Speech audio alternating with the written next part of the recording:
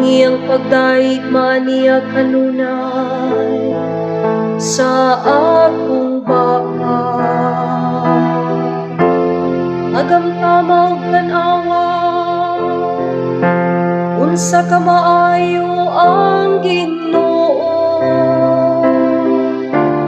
ulahan ang kawo nga nagadamot kaniya.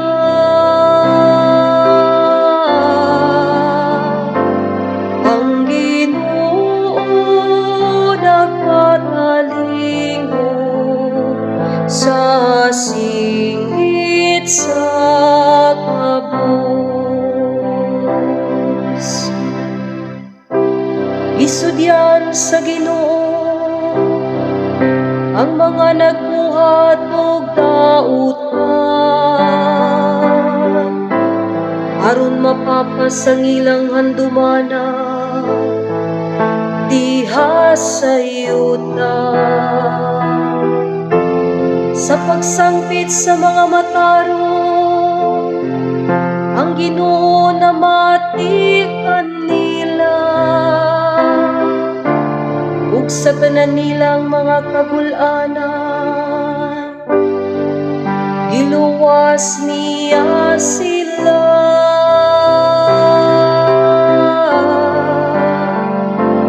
Ang Ginoo nagpatalingo sa singit sa kabus. Ang Ginoo kaduol sa nagahinulso, ug sila nga naguol sa espiritu iyang giluwas. Daghan ang mga kasakit sa matarong nga tawo,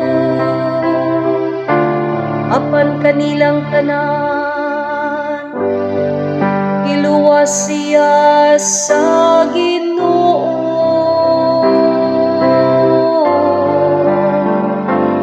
Ang Ginoo nagpatalingo sa singgit sa kabus.